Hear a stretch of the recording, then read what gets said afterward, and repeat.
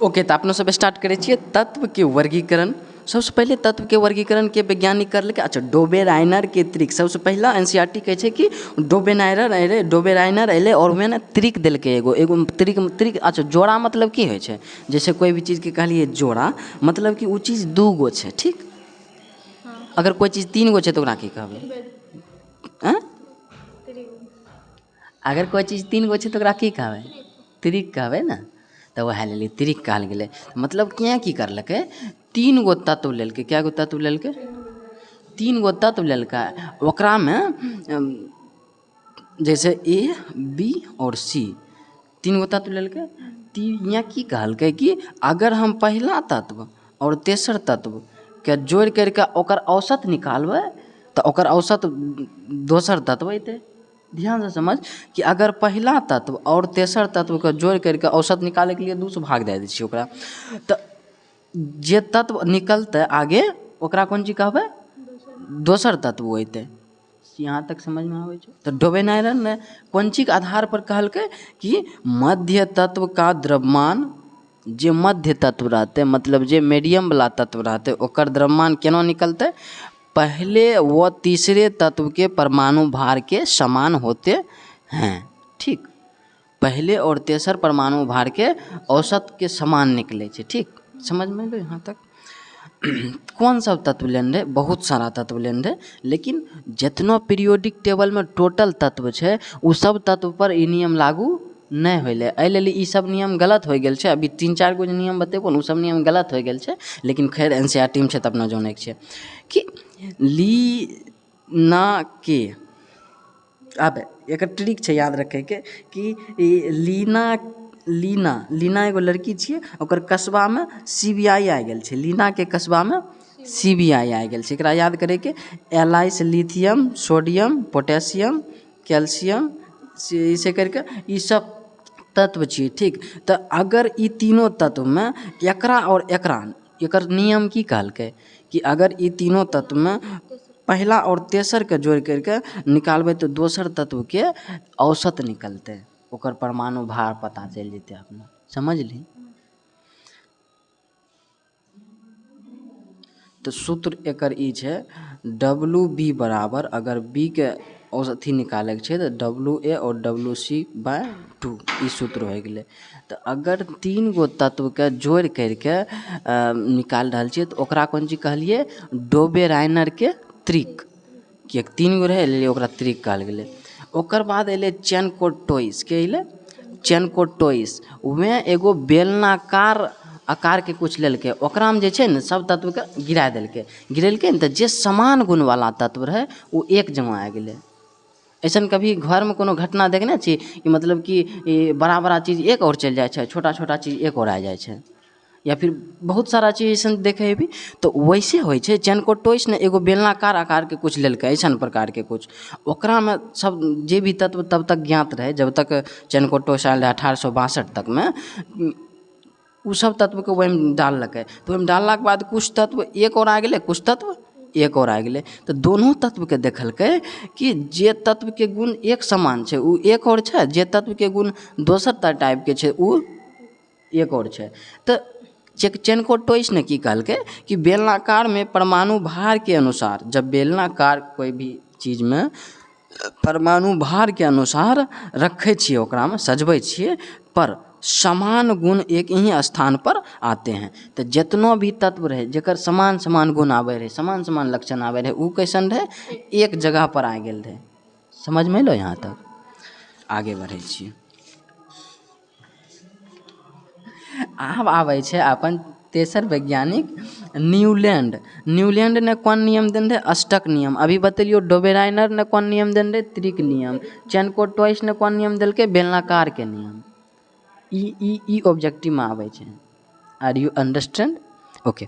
सो Newland के कौन नियम देलकै? अष्टक नियम। अच्छा, अष्टक के मतलब होइ छै कोन चीज? 8 कि मतलब ये कहलकै कि ई बात समझी कि अगर हमें जैसे मान ले 1 2 3 4 5 6 7 8 9 10 ऐसे करके जेता रहबै 20 30 40 50 तक।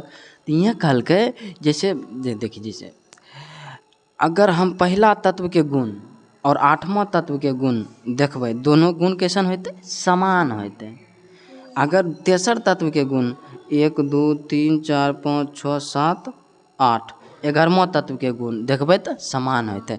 ऐसे अगर 6वां तत्व के गुण 1 2 3 4 5 12 13 14 15 16 1 2 3 4 5 6 7 8, 14वां तत्व मतलब समझ रहा छी कि पहला तत्व के से ले करके 8वां तत्व के बीच गुण समान रहते। जैसे संगीत में यह यूज करे छिए, सा रे गा मा पा धा नी सा, सा रे गा मा सा शुरू होइ छै फिर सा शुरू हो जाइ छै लास्ट में, तो ई रिपीटेबल रहे छै, पुनरावृत्ति वाला रहे छै कि एक लक्ष्य एक गुण जे छै पहला वाला में और 8वां वाला में। लेकिन इहो बात पहले बता चुकलियो कि अभी जितना गुण पढ़बै ना, मतलब 3-4 गो वैज्ञानिक के ओकर सब गलत हो गेलै। गलत नहीं छै, मतलब ये भी सही छै, लेकिन ई पूरा पीरियोडिक टेबल में अभी जते तत्व ज्ञात छै उ सब पर लागू नहीं होइ छै।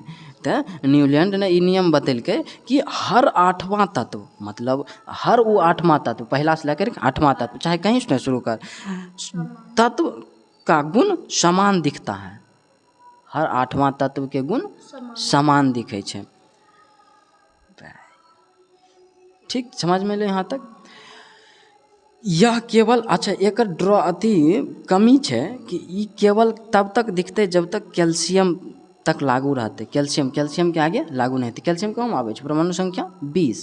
ठीक, कैल्शियम के आगू एक ई नियम लागू नहीं होते, तो तब तक उतने तत्व ज्ञात होते, एहि ओकर उतना तक लागू होले। तो कुछ वैज्ञानिक अले एकरा पर, जैसे जिंक के नाम लैके आयल होते कि अरे एकरा पर देखो तो कहाँ लागू होइ छो, तो कल के अपन अष्टक उष्टक ले झोला पोली उठबा निकलो यहाँ से, तोर काम चले वाला नहीं छा यहाँ। तो ओकर बाद अले लोथर मेयर के वक्र। लोथर मेयर वैज्ञानिक के नाम छे, यहाँ नियम दिल के वक्र पर। वक्र मतलब की है छे, जब कोई चीज के ऐसे करके लिखे छे ओकरा वक्र कहे छे, समझ में आइल? यह दूगो चीज पर वक्र बनेलके, एगो परमाणु आयतन और एगो परमाणु भार। समझ रहा छी? आयतन मतलब समझ रहा छी, एगो परमाणु के कोई भी पदार्थ के अंदर के परमाणु के आयतन लेलके, मतलब फ्रीक्वेंसी, अरे फ्रीक्वेंसी ना, परमाणु के आयतन लेलके मतलब ओकर भौतिक गुणधर्म, गलनांक, क्वथनांक ई सब, और परमाणु के भार लेलके। परमाणु भार मतलब ओकर परमाणु के वजन कह रहल छिए। तो ग्राफ में जब बनेलके ओकरा स्टडी करला के बाद, लैब में स्टडी करला के बाद, तो देखलकै कि यहूँ वही देखलकै कि जेकर गुण समान छै वो एक और आ जाए छै, जेकर गुण अथी टाइप के छै वो दोसर, और ऐसे करके अलग अलग प्रकार के रेखा के विन्यास में पहुँच जाए छै। ठीक, तो एकरा कहल जाए छै कि जैसे मान ले ऐसे करके रहे, तो ऊपर चढ़े वाला कोन चीज कहे छिए, कोन क्रम कहे छिए? आरोही क्रम कहे छिए। की कहे छिए? आ नीचा उतरे वाला की कहे छिए? अवरोही। जे ऊपर पर छै ओकरा शिखर या शीर्ष कह दै छिए, ठीक ना? ऐसे करके जे नीचा में छै ओकरा तल कह दै छिए। तो जे ऊपर पर तत्व रहे, जे ऊपर पर तत्व रहे ओकर नाम रहे लिथियम, सोडियम, पोटेशियम। ठीक, अब ठीक, एकरा से जे प्राप्त होले, एकरा ऊपर पर तत्व जे रहे, मतलब शिखर पर जे तत्व रहे लिथियम, सोडियम, पोटेशियम। जे बीच में रहे ओकरा कौन चीज कहलिए? मतलब बीच में दू प्रकार के होते, एगो आरोही वाला एगो अवरोही वाला। तो आरोही वाला कौन तत्व होते? देखिए, आरोही मतलब जाए वाला, इधर से आरोही मतलब जाए वाला तो ये होले FCl, ये दोनों जाए वाला हो गए। नीचा आवे वाला BeMg, मैग्नीशियम, कैल्शियम, मतलब ये अवरोही हो गए। अच्छा, तल में जे रहे ओकरा उपधातु रहे। अच्छा, एक और बात जान ले कि जे शिखर पर रहे ओकर नाम दिल गेले क्षार धातु। मतलब वो जे तत्व रहते वो कैसन प्रकृति के रहते? क्षार धातु प्रकृति के रहते। और जे आरोही क्रम में रहते, मतलब चढ़े वाला सीमा में, ई वाला में, ओकरा कहबे हेलोजन।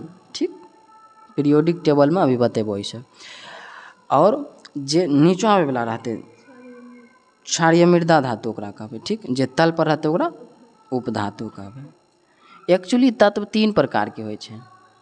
एक्चुअली तत्व 3 प्रकार के होइ छै, एगो होइ छै धातु, अधातु, उपधातु। ठीक, आब आबै छै मेंडलीव चचा। मेंडलीव ने की बतेलकै, बहुत मस्त आदमी रहे मेंडलीव। अब मस्त आदमी कहैके मतलब बहुत बढ़िया सब ट्रिक देलकै। सबसे पहले यहाँ चीजके आवर्त में बनेलकै। अभी जेना आवर्त सारणी अपना पढ़ै छियै ने, तऽ सबसे पहले आदि वैज्ञानिक रहिए जे कि हाँ कुछ ड्रॉबैक कुछ एकरो कमी रहे, लेकिन बहुत अच्छा। सबसे पहले आवर्त के रूप में अभी से पहले कोई अयलै जे कि आवर्त में बनेलकै पीरियोडिक टेबल के? अब नहीं ने बनेलकै। हाँ बस सबसे पहले डोबेनाइनर अयलै, में त्रिक दे देलकै। चैनकोट टॉइस अयलै, में बेलनाकार दे देलकै। न्यूलैंड अयलै, अष्टक देलकै। लोथर मेयर अयलै, वक्र देलकै। ठीक, यहाँ तक बात क्लियर। तोरा ईस्वी नहीं याद रखेके छै, बस इतना टा याद रखेके छै केकर बाद के अयलै और के कोन चीज बतेलकै। ठीक, बहुत सिंपल बात छै, बहुत बड़ी बड़ी बात नहीं छै।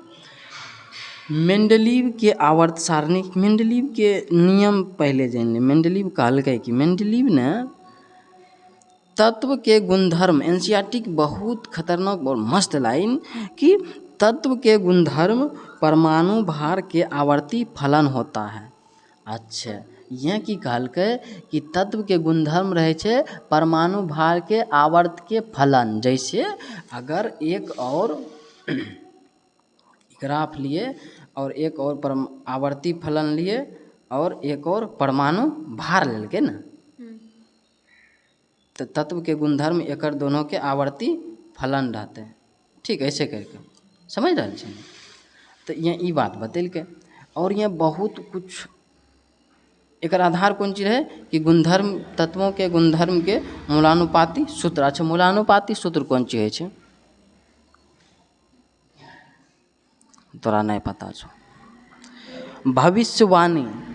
और यहाँ कुछ भविष्यवाणी करलकै, मतलब कि यहाँ जे टेबल बनेलकै ना, उ टेबल में जे तत्व ज्ञात नहीं रहे उ तत्व के लिए जगह छोड़ देलकै। जैसे यहाँ जैसे मान ली टेबल बनेलिए, यहाँ 1 2 3 4 5 जैसे 19 तक अलिए।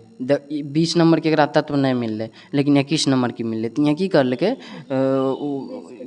20 के जगह छोड़ देलकै। एकरा पता चललै कि अहिजा तत्व नहीं है लेकिन होते जरूर। लेकिन एकरा से पहले जब वैज्ञानिक आयल रहे वह वो सब कुछ नहीं करने रहे, वह सीधा बना देने रहे।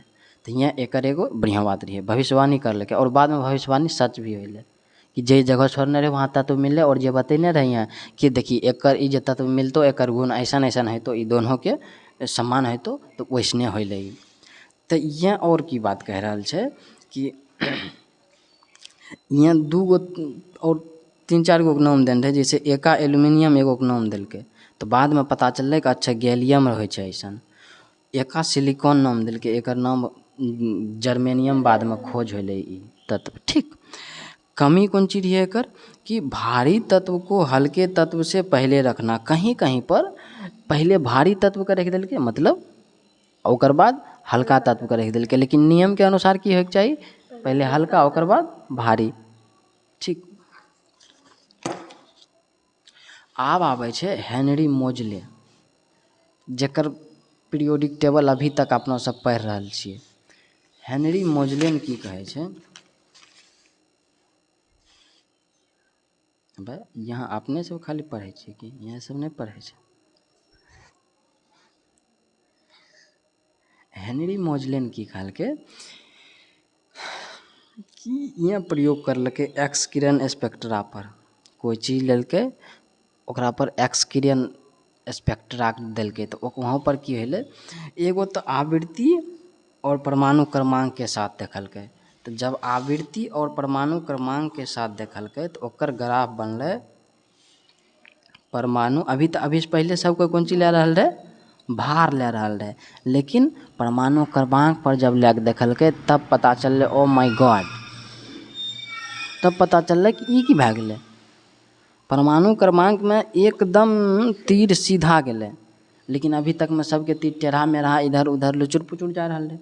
आ तब जाके पता चललै कि फाइनली अपना सब रखैके छै पीरियोडिक टेबल अगर बनबैके छै तो रखैके छै केना, परमाणु क्रमांक के आधार पर। तो अभी जो अपना सब पीरियोडिक टेबल पढ़े छियै वो कौन चीज के आधार पर छै, परमाणु क्रमांक के आधार पर कि 1 2 3 4 फिर ऐसे करके छै 118 तक छै। तो ई प्रकार से रखल गेलै, ई बेसिक रही बात। ठीक, तऽ कहै छै एकर नियम की देलकै हैं, और यहाँ इहो देखने रहे कि एक बार आवृत्ति के साथ परमाणु, अच्छा आवृत्ति या फ्रीक्वेंसी के मतलब की होइ छै कि एक सेकेंड में एक सेकेंड में एक बार में कितना जितना बार गुजर रहल छै ने ओहिपर से ओ जे पर्दा उर्दा कुछ भी या प्रयोग करे रहे तो ओकरा कहलकै आवृत्ति। आवृत्ति समझ में अब जे समझ में नहीं आबै छै ओ पूछबो नहीं करे छै। खतरनाक आदमी छै यार। एक्स किरण स्पेक्ट्रा कुछ नहीं छै, एकरा पर ज़्यादा दिमाग नहीं लगबै छै। यहाँ जे किरण ओकरा पर देलकै स्पेक्ट्रा के ओकर नाम लिए, ठीक। और जब आवृत्ति और परमाणु द्रव्यमान के रखलकै, अच्छा परमाणु द्रव्यमान के रखलकै, तब एक बार लेलकै आवृत्ति और परमाणु क्रमांक, एक और आवृत्ति के साथ परमाणु द्रव्यमान, द्रव्यमान मतलब भार, ठीक। तो और यहाँ कहलकै एकर नियम की छै, मेन चीज सबसे इम्पोर्टेंट चीज याद रखे वाला, यहाँ नियम देलकै कि तत्वों के गुणधर्म उनकी परमाणु संख्या के आवर्ती। ई चर्चा करने कुछ नहीं छै, लेकिन करने से एक्चुअल में बहुत चीज। कैसे कहीं कि ये नियम तो देन रहे अभी से पहले के यार न्यूटन, यार घसकले आदमी छी। ई नियम अभी से देन रहे मेंडलीव ने कि तत्व के गुणधर्म परमाणु भार पर। केमिस्ट्री में न्यूटन करने से आगे लेके न्यूलैंड बोले थी ना, अच्छा कोई बात नहीं।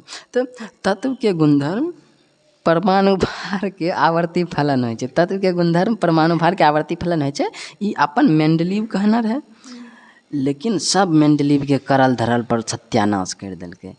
ले भैया यहाँ कुछ नहीं करलकै, सेम ओकरे नियम छियै, बस यहाँ कोन चीज डाल देलकै यहाँ परमाणु संख्या। तो परमाणु संख्या से की परिवर्तन है, लेकिन रेखा सीधा नहीं बनले। देखिए यहाँ यह बात देखाल गेल छै कि जब आवृत्ति के साथ परमाणु, आवृत्ति और बनाम मतलब होइ छै वर्सेस, मतलब ओकरा दोनों के बीच। तो आवृत्ति बनाम परमाणु क्रमांक के साथ जब रखल के, परमाणु क्रमांक के संकेत होइ छै जेड, तो रेखा कैसन बनले, सीधा। और एकरा से आधारभूत गुणधर्म ओकरा पता चलले, अधिक आधारभूत गुणधर्म दिखे रहे एकरा। और आवृत्ति के साथ जब परमाणु द्रव्यमान के रखबे, यानी परमाणु द्रव्यमान के संकेत होइ छै ए, तो जे अथी बनल रहे वो कैसन बनल रहे, जिक जैक, टेढ़ा मेढ़ा। टेढ़ा मेढ़ा कौन जी कहलकै, जिक जैक। तो रेखा कैसन बनले, जिक जैक रेखा बनले। तो नियम यहाँ की देलकै कि यानी कि ये अपना कोई भी आदमी सिंपल सा बात छै सोच सकै छी कि अगर कोई रेखा जिक जैक आ रहल छै, कोई सीधा जा रहल छै, तो मतलब सही कौन छै, सीधा वाला छै भैया। अपना नियम बनबै के छै सीधा वाला के आधार पर। तो सीधा वाला रेखा के आधार पर नियम बनेलकै कि तत्व के गुणधर्म उसके परमाणु संख्या के आवर्ती फलन होता है। आवर्ती फलन के मतलब कुछ बड़ा बात नहीं है यार, मतलब एक दोनों के आवर्ती फलन कौन चीज है, परमाणु संख्या। समझ रहा छी ना, अंडरस्टैंड, ओके। आब तब जाके तत्व बनले, मतलब तब तक तो बहुत कम ही तत्व रहे, लेकिन आब और बहुत ज़्यादा तत्व बन गए। आब अपना सब टॉपिक पढ़े छिए मॉडर्न पीरियोडिक टेबल, ठीक। अगला टॉपिक छिए एकरा से वो मेंडलीव के काम खत्म। मॉडर्न पीरियोडिक टेबल अगर पढ़े छिए अपना, तो वहाँ पर देखे छिए कि जैसे मान ले ई पीरियोडिक टेबल छिए,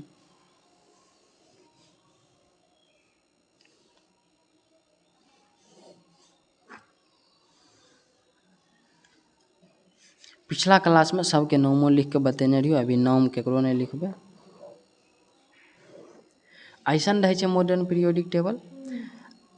एकरा में सबसे पहले कौन चीज रहे छै, एस ब्लॉक। कुल तत्व कते छै, 118। कुल ब्लॉक कते छै, 4 ब्लॉक छै कुल। अब 4 गो ब्लॉक छै ने, एस पी डी एफ, ठीक। 4 गो ब्लॉक छै। और कौन चीज सब छै यार, 7 गो कौन चीज छै, पीरियड छै। 18 छै वर्ग या समूह, ठीक। ये बात सब छै। तो ई वाला कौन, एकरा कौन चीज कहे छिए, एस ब्लॉक। एकरा की कहे छिए,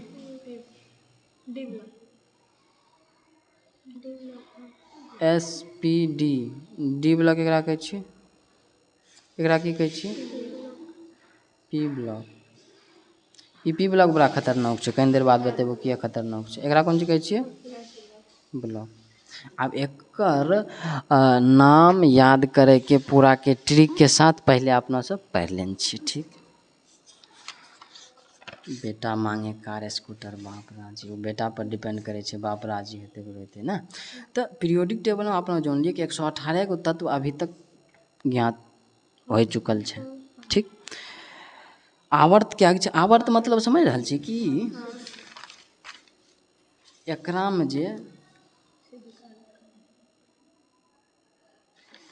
टेढ़ा रेखा छै ने, मतलब सुतल वाला रेखा, एकर नाम छियै आवर्त। तो ई वाला आवर्त क्या रहते? अब ई वाला आवर्त क्या रहते? 7 गो। आ सीधा वाला कहलिए समूह। सीधा वाला की कहलिए? समूह। सीधा वाला की कहलिए? तो समूह क्या छै? आजा थोड़ा गिजपिज भए गेलो यार।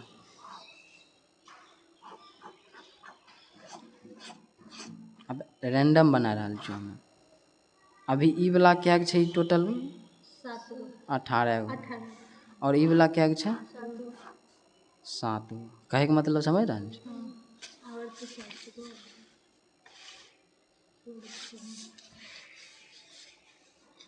यही बात यहाँ कह रहा छिए कि मने करके के जे छै कि मने कि टोटल आवर्त छै 7 गो, टोटल तत्व छै 118 गो, वर्ग छै 18 गो, समूह छै 18 गो, और टोटल ब्लॉक छै 4 गो। क्या छै ब्लॉक?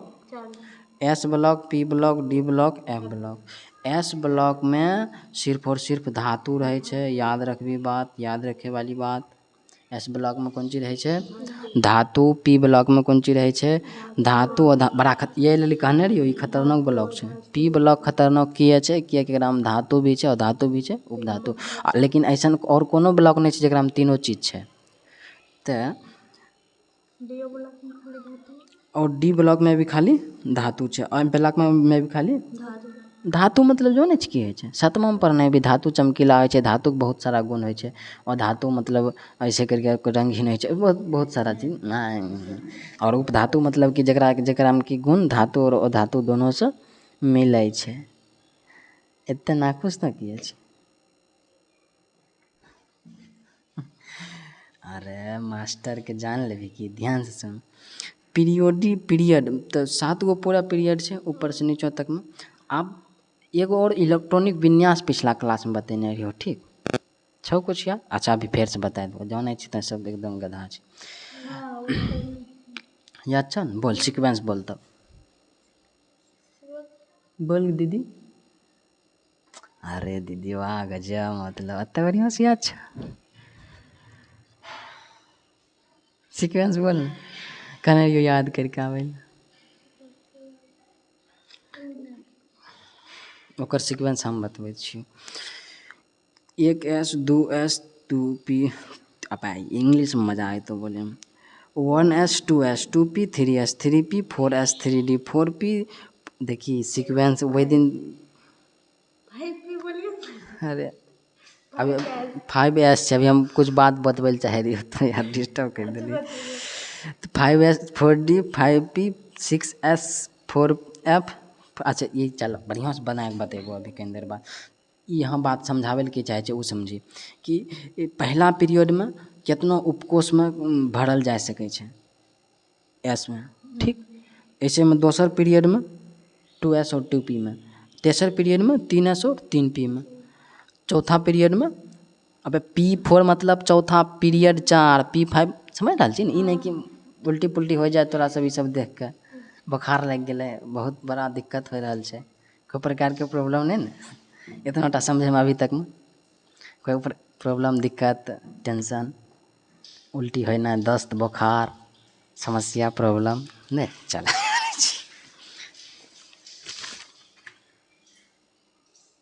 4 नंबर कहाँ छै?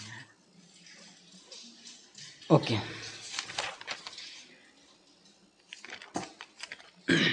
ठीक। तो आवर्त सारणी के जब वितरण करे छे इलेक्ट्रॉन के हर एक उपकोष में, तो ओकरा कहलिए इलेक्ट्रॉनिक विन्यास। कहै छै कि आवर्त नियम में इलेक्ट्रॉनिक विन्यास में आवर्ती परिवर्तन का परिणाम है। आवर्त नियम कोन चीज छिए? इलेक्ट्रॉनिक विन्यास के आवर्त के परिवर्तन के परिणाम छिए, जे आवर्त सारणी अपना बनेने छिए। अच्छा, इलेक्ट्रॉनिक विन्यास अगर नहीं आबै छौ तऽ बहुत मतलब आगे बढ़िए नहीं सकबी। इलेक्ट्रॉनिक विन्यास 10वीं में तो ऐसा पढ़ने भी बहुत अच्छा से, अगर नहीं पढ़ना छी तो फिर घंटी डोलबा, वैसे हम बता देबो, टेंशन नहीं ले। तो आवर्त सारणी के बारे में जे भी जितना भी महत्वपूर्ण तथ्य छै किताब में कहीं से कहीं बिखरल छै, कहीं कोनो शब्द देल छै, सबके एक जगह इकट्ठा करके एकदम क्रिप्सी तैयार करके आनने छियै वहाँ पर कि ग्रुप 1 के तत्व के नाम छियै क्षार धातु। कोन चीज? अभी बतेने रहियो उ वाला जे है के बनेने रहे ग्राफ एगो, न्यूलैंड ने चैनकटस मेंडली।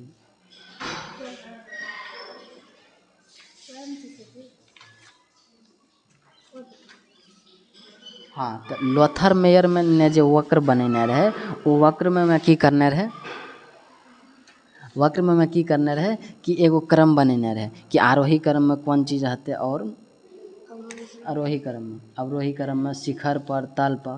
तो जे आरोही क्रम में रहे वो कौन रहे? हेलोजन नाम के रहे। ऐसे करके देखिए हर एक पीरियड के तत्व के नाम दे दिल गेलै। जैसे अगर एस सबसे पहले कौन ब्लॉक छै? एस ब्लॉक छै। तो एस ब्लॉक के तत्व में 2 गो भाग छै ना? हलीना की रब से फरियाद, बेटा मांगे कार स्कूटर, बाप रोए। अरे वो बेटा पर डिपेंड करे छै, बाप रोते कि राजी होते।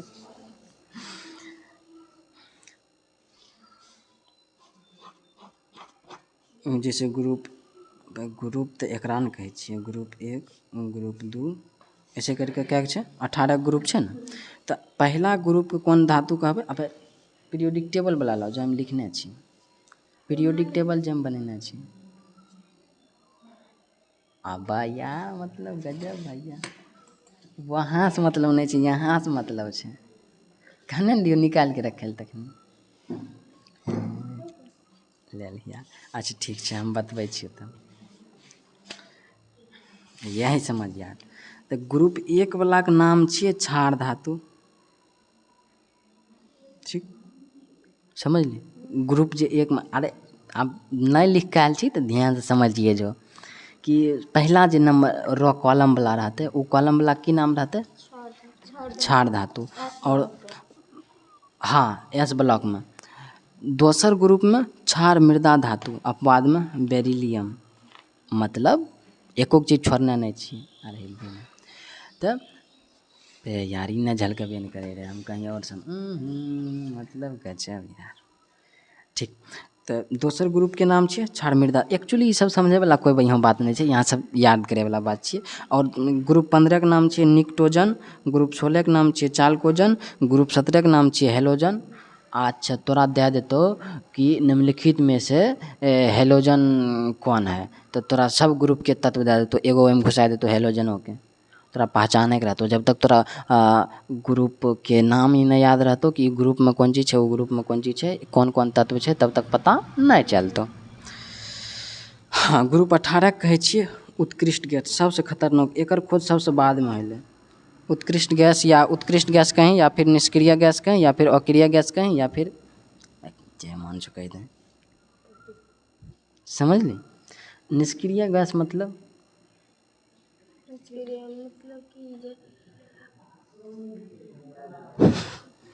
या उत्कृष्ट या अक्रिय मतलब जे केकरो साथ क्रिया नहीं करते, जे अपने मस्त रहते। भाई तीनों केकरा कहै छियै गे? तीनों के मतलब एक छै।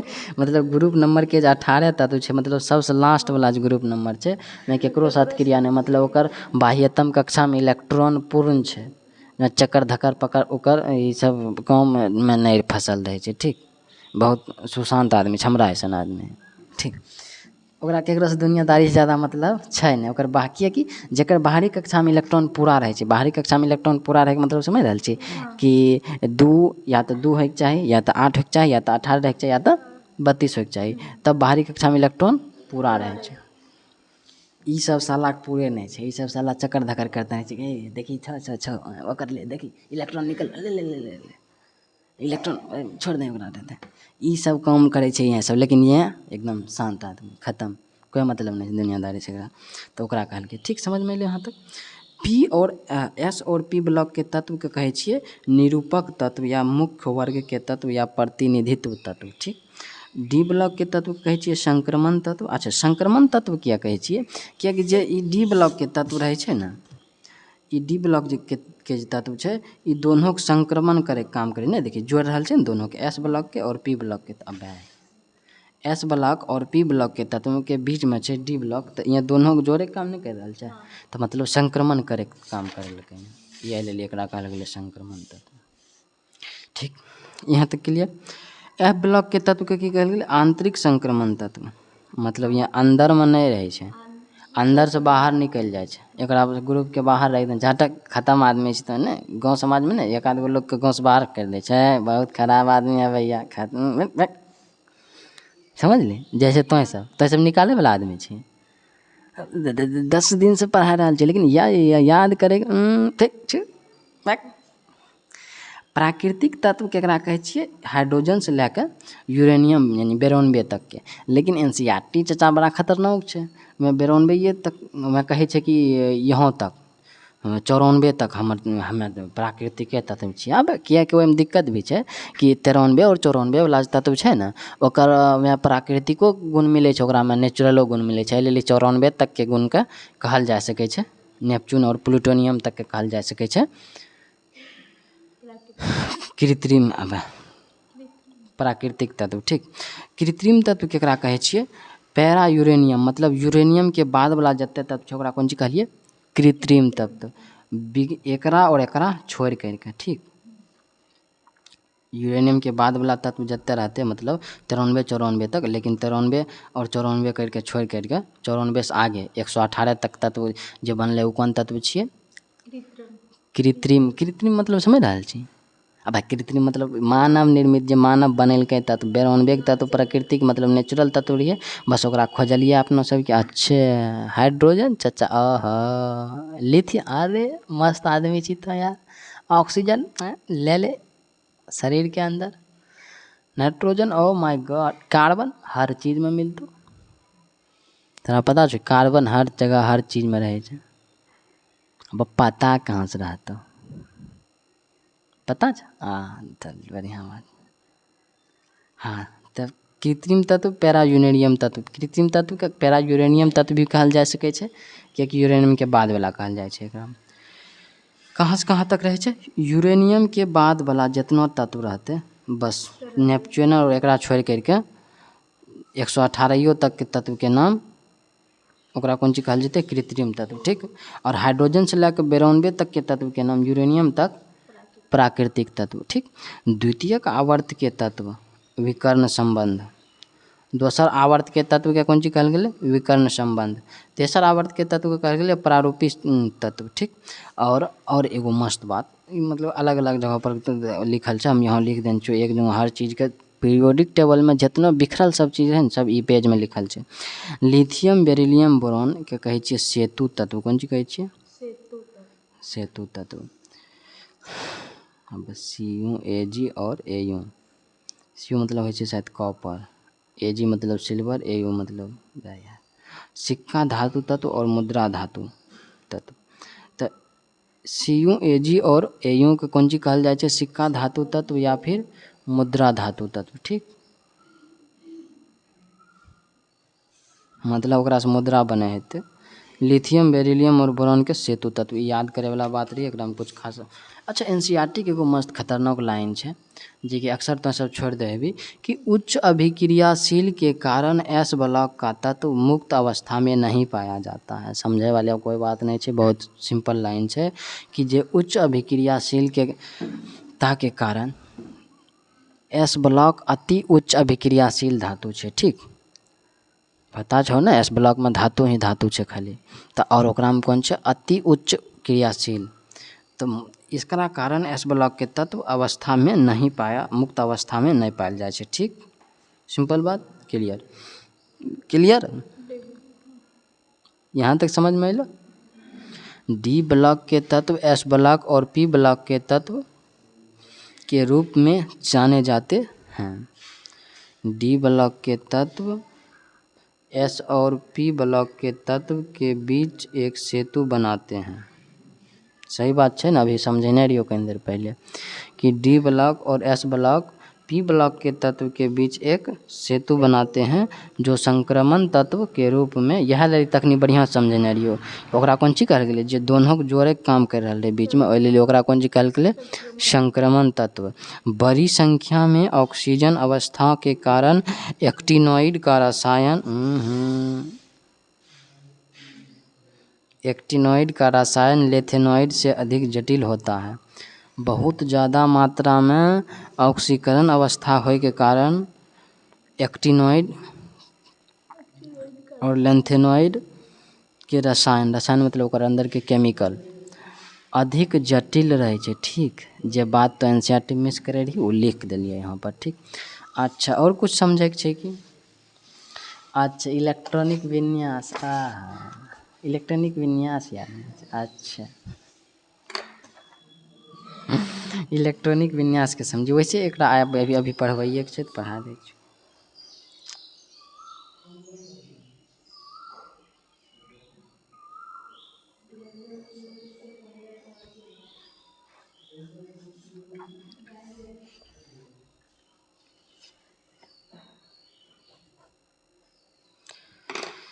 इलेक्ट्रॉनिक कॉन्फ़िगरेशन एकरा कहै छै।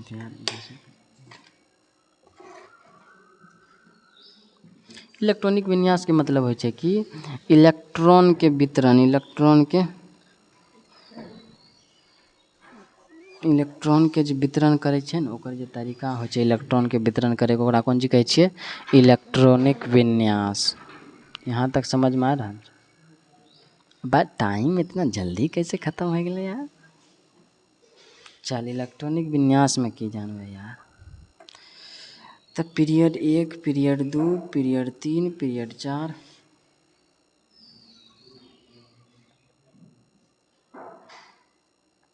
टोटल 7 गो पीरियड छै अपना पास। देखे छियै एकरा में केना केना सजायल जेतै।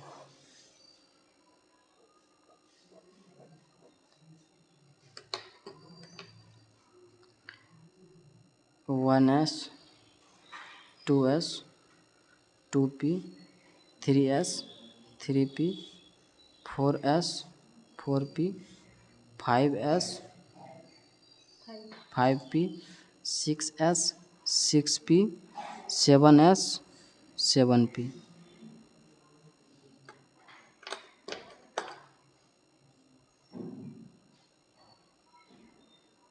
3d, 4d, 5d, 6d,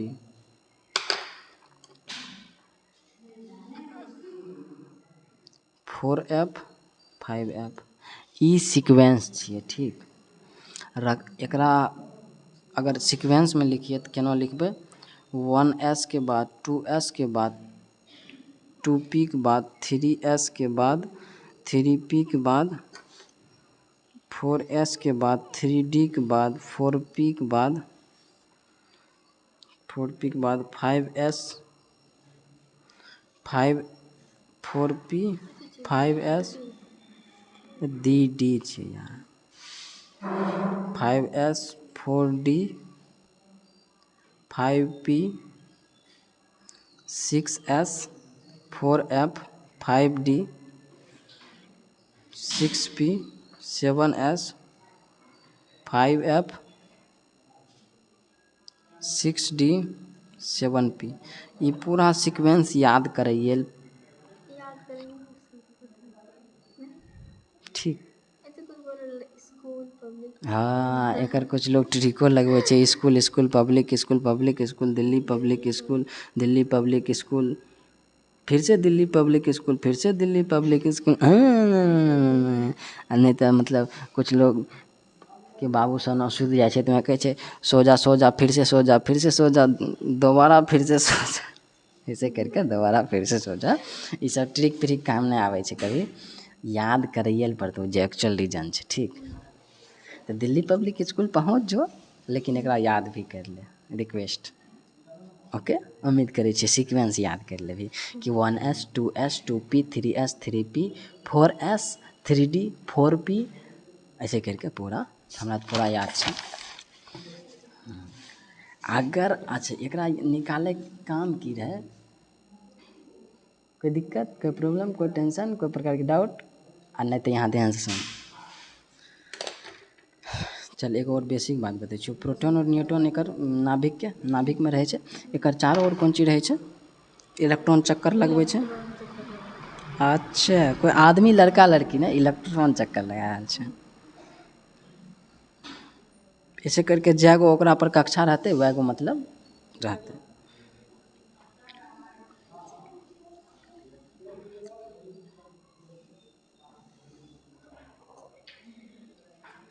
ठीक छै, तऽ पहला कक्षामे क्या रहै छै? ऑर्बिट मतलब कक्षक। ऑर्बिट मतलब कक्षा। अबे अभी मार दिया लगो, याद नहीं करने छी। ऑर्बिट मतलब ऑर्बिटल मतलब होइ छै कक्षक। ठीक, तब पहला कक्षकमे मतलब पहला जे कोन रहै छै? एस। पहलामे कोन चीज रहतै? एस। दोसरमे एस और पी। तेसरमे एस पी और चौथामे एस पी एफ। अच्छा, एस ब्लॉकमे कए गो ऑर्बिट रहतै? एगो। ठीक, फिर एस ब्लॉकमे एगो, पी ब्लॉकमे 3 गो रहै छै साथ यार।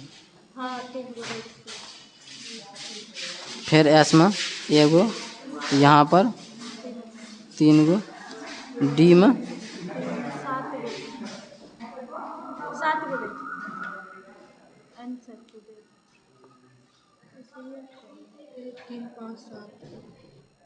3 5।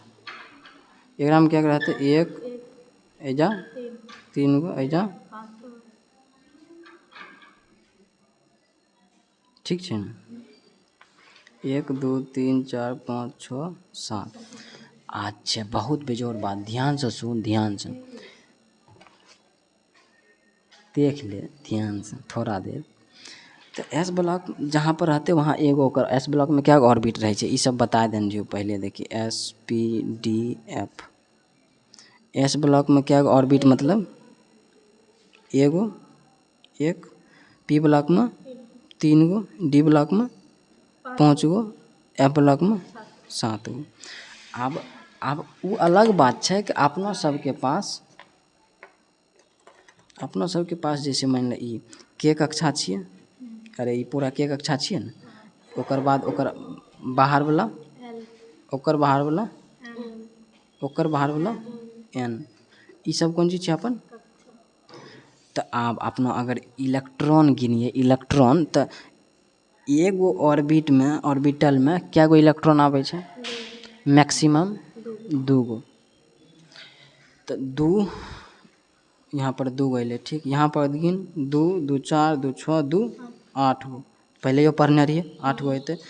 2 2 4 2 6 2 8 2 10 2 12 2 14 2 16 2 18। अब 2 गो ज़्यादा भर दिली की? क्या कहते? 18 गो। 2 2 4 2 6 2 8 2 10 2 ऐसे करके हम क्या कहते? 2 8 18 32 इलेक्ट्रॉन अइते। कहाँ पर, कौन कक्षा में, कौन उपकोष में? अच्छा, ई कौन चीज छिए? कक्षा छिए कि उपकोष छिए? ई उपकोष छिए। ठीक, ठीक ने? आब उपकोष के अंदर गेलिए तो अपना कौन चीज मिलले? ऑर्बिटल मिलले, कक्षक मिलले। मतलब ओकर रहे वाला एगो जगह, एगो कुर्सी जे पर इलेक्ट्रॉन छै। ठीक, ई समझ में लो ई सीक्वेंस। तो यह सीक्वेंस अभी एजा जानल रहिए केकर बाद केकरा में इलेक्ट्रॉन भरबै, कोन बाद केकर इलेक्ट्रॉन भरबै, ओकरे कह देलिए इलेक्ट्रॉनिक विन्यास। ठीक ने? कि पहले एक एस में भरबै, मतलब सबसे पहले जे नज़दीक वाला रहते ओकरा में भरबै इलेक्ट्रॉन, एकरा में आके भर देबै एगो। ठीक, फिर दोसर में भरबै। ठीक, ई भर जेतै फिर एकरा में भरबै। ऐसे करके सब में भरने जेबै इलेक्ट्रॉन। समझ रहल छी हमर बात? अंडरस्टैंड? तो एकरा कहलिए इलेक्ट्रॉनिक विन्यास। अच्छा, कोनो तत्व के जैसे अगर निकाले के छै, जैसे बताओ सोडियम के कते होइ छै परमाणु संख्या? परमाणु संख्या सोडियम के तऽ एने होइ छै, ओ जानै छै। Hydrogen, helium, lithium, beryllium, boron, carbon, nitrogen, oxygen, fluorine, neon, sodium 11। चल एकर अगर निकालैके छै इलेक्ट्रॉन, चल देखै छियै। 1s 2s पर क्या रहै छै? 2 गो। 2s पर 2 गो, फिर 2p पर 6 गो, 2 2 4 6 10। p पर 6 गो रहै छै। खोल, नींद से नहीं जागी, नींद से जागी जागी जागी आब p के बाद कोन चीज आबै छै? 3s। 3s पर क्या होते? s पर 2 गो ने रहै छै, तऽ एगो किया देबै? अब पूरि गेलै, किया कि 2 2 4 6 10 1 11 11 पुरलै ने। एकरा कहलिए इलेक्ट्रॉनिक विन्यास।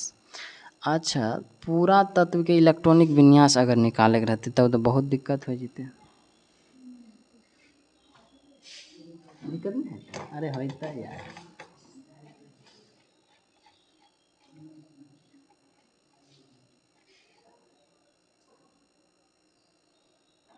कौन यार?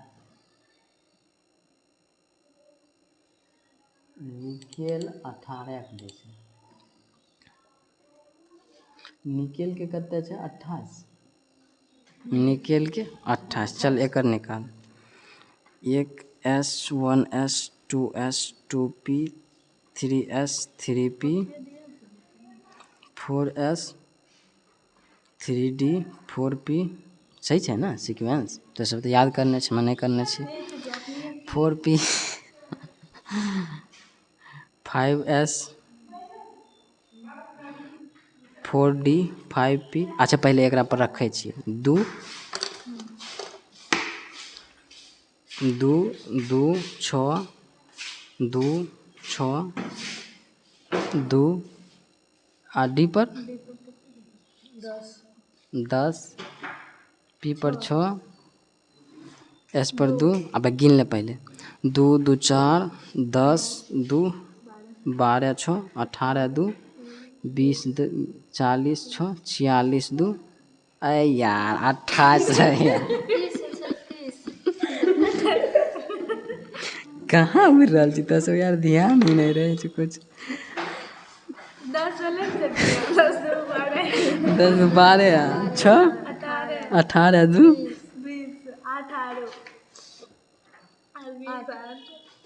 यहाँ 8 हेतै। ठीक, खत्म। अब 0 रखबी तऽ रख दें, लेकिन सीधा खत्म कर दै छियै। तो एकर बाहरी कक्षा में ई दोनों आ जेतै। ठीक, बाहरी कक्षा में कौन चीज हेतै? sp। एक बार और गिन ले। 2 2 4 10 12 18 20 28। निकल 28 के निकल। समझ में अल? बहुत हंसे रही यार, तखनी से नाराज रही। मास्टर के एगो गलती के वस निकल, मजा ही आ जेते यार। अच्छा नहीं बिल्कुल, अरे दीदी मतलब गजब यार। समझ में अल? हम की समझ? अच्छा, एकर अगर ऐसे ई नियम से निकालबै तो मतलब बहुत चीज लिखै पड़ जाए छै। एगो शॉर्ट ट्रिक बतबै छियो, इहो शॉर्टे ट्रिक बतेने रहियो, एकरो शॉर्ट ट्रिक बतबै छियो। एकरा लिए तोरा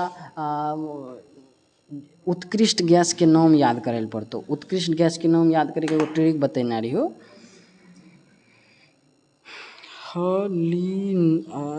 हालिना नहीं रहे, उत्कृष्ट गैस में कौन चीज है यार? हीना नीना रहे, तब ना हम भुला गेलियो। हीना नीना ऐजा नहीं मजा आए। हीना नीना और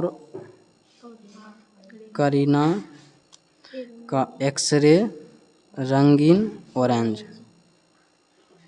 ठीक, ई सीक्वेंस छिए केकर? उत्कृष्ट गैस, नोबल गैस जकरा कहै छिए। तोरा नोबल गैस पूरा याद करे ले पड़तो।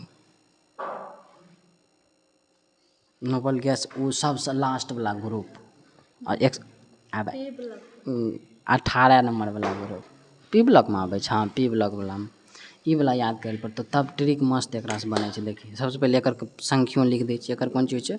2 नियॉन के 10 आर्गन के 18 क्रिप्टन के 36, जिनॉन के 54, आर्यन के 86, एकर बाद एकर काम नहीं छै।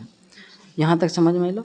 आब एकरोमे वएह सीक्वेंस लिखबै केना जेना पहले लिखने रहिए, लेकिन एकरामे याद करबै एना करके, जैसे यहाँ 2s 2p 3s 3p 4s 4p 5s 5p 6s 6p 7s 7p। ठीक समझ में? बस समझे वाला बात ही ना जो भैया। 3D 4D 5D 6D, last वाला दूगो में एफ लगा देबै, 4f 5f। लेकिन एकरा याद केना करैके छै? सीधा अपना याद करैके छै कि आर्गन 18 के 4s 3D 4p। अब ये आसान केना बनै छै ई समझी। अगर कोनो जैसे ये में से वो उठा ले, केकरा उठेबे? आयोडीन देखे में मस्त लगे छै, एकरे उठा। I53 बहुत मजा आए देखी। आयोडीन 53 के अगर निकाले के छै कोन चीज इलेक्ट्रॉनिक विन्यास, तो अपनो देखबै कि आयोडीन के पास वाला कौन छै, मतलब आयोडीन से पहले वाला उत्कृष्ट गैस कौन छै ए में देखी तो बताओ।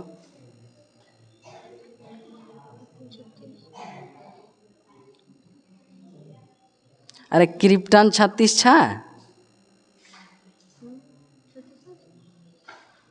भाई ई KR 36 छै ने, देखी 53 ना छै यहाँ क्वेश्चन में 53 छै, तो 53 से पहले वाला देखबै, समझ रहा छी? तो 53 से पहले कौन चीज छै?